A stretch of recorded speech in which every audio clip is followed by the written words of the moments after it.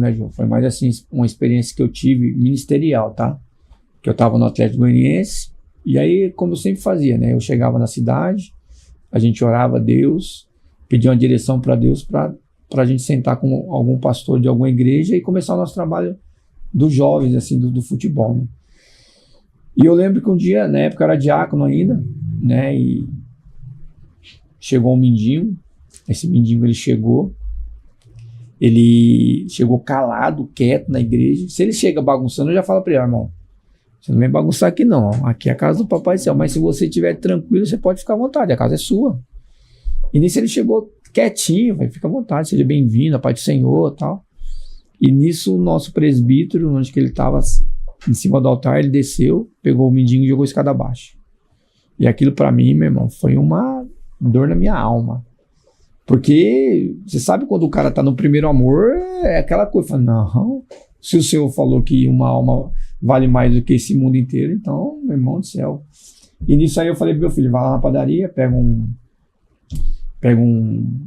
pão, pega uma mortandela, pega um refrigerante, levamos ele pro fundo, ele tomou um banho, colocamos as roupas nele e colocamos ele para assistir o culto e comendo ali, né? E nisso aí, no outro dia, eu fui pro Atlético Goianiense na concentração, e aí eu peguei meu fone e fui por dentro do campo e fui falando com Deus. Eu falei, Senhor, não é possível, pai, que um presbítero tomou uma decisão dessa. A tua palavra diz que o Senhor não veio para os sãos, e sim para os doentes. Senhor, não é possível. Senhor, se eu estou na direção certa, fala comigo. Se eu não estou, eu paro por aqui hoje, mas me dá uma direção.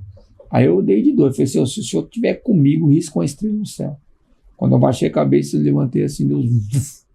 Falei, não, vou continuar nessa pegada aí. Aí no outro dia, o Dema me liga, Dema faz parte da minha vida, né? Já percebeu, né? Homem de Deus. Fabião, você precisa conhecer um cara que prega na Cracolândia, lá não sei aonde, lá em São Paulo, que não sei o que e tal. Aí peguei o telefone e liguei pra esse cara. Eu tô trocando ideia com o cara, tal, o Espírito Santo colocou no meu coração, traz ele pra pregar de mendigo na sua igreja. Aí eu, irmão, você não prega de mendigo não? Eu falei, eu nunca preguei não, mas eu posso ir pregar. Eu falei, tô comprando a sua passagem. Aí levamos ele pra Goiânia, chegou lá, Juliana preparou uma roupa pra ele e tal, toda suja, né, aquela coisa toda. Colocamos um cheirinho nele horrível, né, a cara cheia de carvão aqui assim e tal. E nisso eu tava cuidando de um menino no Atlético Goianiense, que era o Paulo, lateral direito. E ele morava no nosso, acho que um andar abaixo. Eu falei, vai começar a obra aqui já, Vasco. Vamos na casa do Paulo, você vai pedir um saco de arroz. Aí chegou na casa do Paulo lá, falou, Paulo, apertou a campainha, né? Falou assim, a mulher dele que atendeu, você não me arruma um saco de arroz? Falou, vou chamar meu marido. Aí veio o Paulo, falou, o que o senhor quer? Falou, eu quero um saco de arroz e tal. Aí ele falou, não, vou lá pegar pra você. Aí eu saí, varão, tá na graça, hein, Vaz? É isso aí.